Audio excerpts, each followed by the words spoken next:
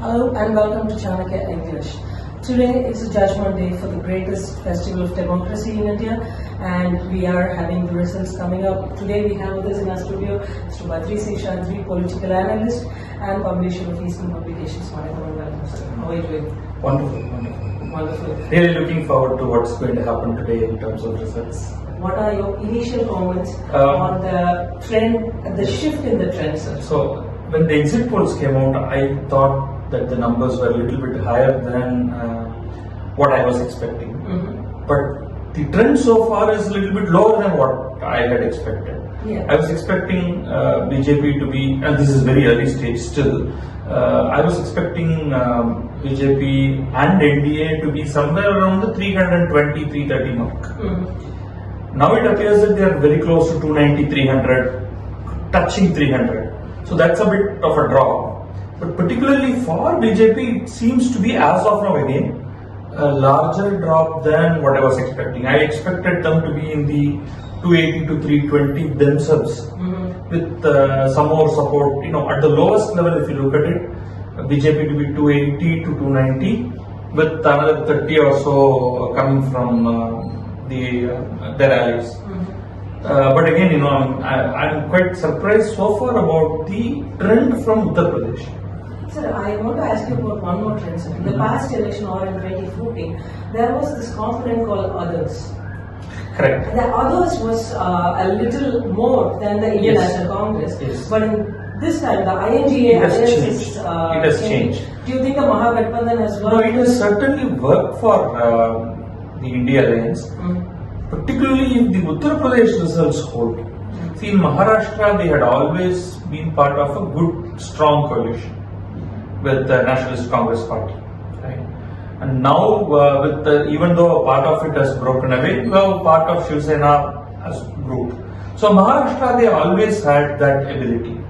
But Uttar Pradesh, this is a big jump.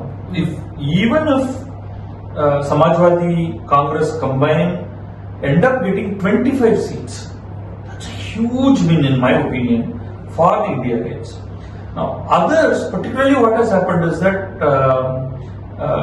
Trinamool, I don't know exactly where they are placing, because in Bengal, they were contesting alone.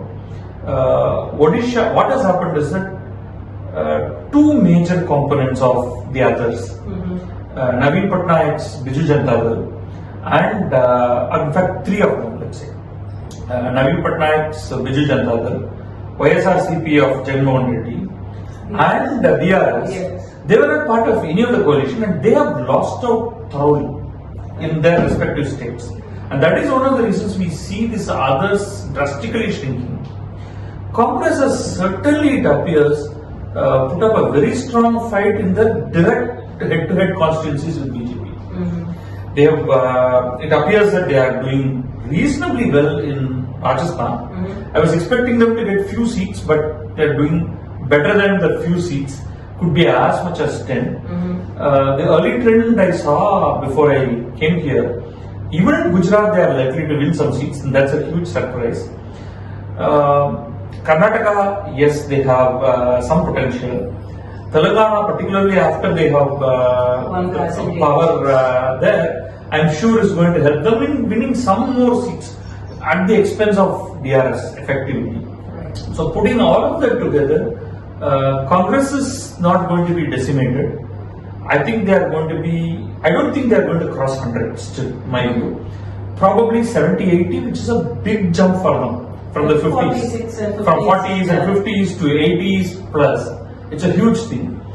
But BJP would consider, if this trend remains, and as stock market has sort of indicated, they don't like it. They would want a government which is, comprised of NDA, but predominantly BJP itself, so that it can take tough decisions. Now, whether that is going to happen or not, we'll have to probably wait till 3 o'clock to really understand whether there is going to be any late stage movement. But by 3 o'clock, we will know. The trends are not going to change beyond that. Perfect. My last question, please. I don't want to take much of your time.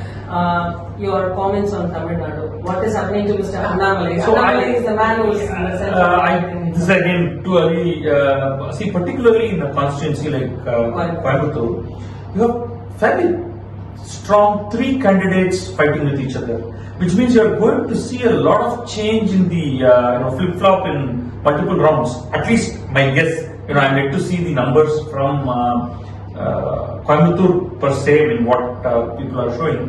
But the early lead seems to be in the favor of DMK as of now at least. Okay. So we have to really see how that changes. Okay. Thank you so much for taking time to talk Thank to you. us. Thank you. We'll keep meeting with much more guests as they come in, and it's, as I said, this is a Judgment Day, and please stay tuned to Chanakya to get the latest updates. Thank you.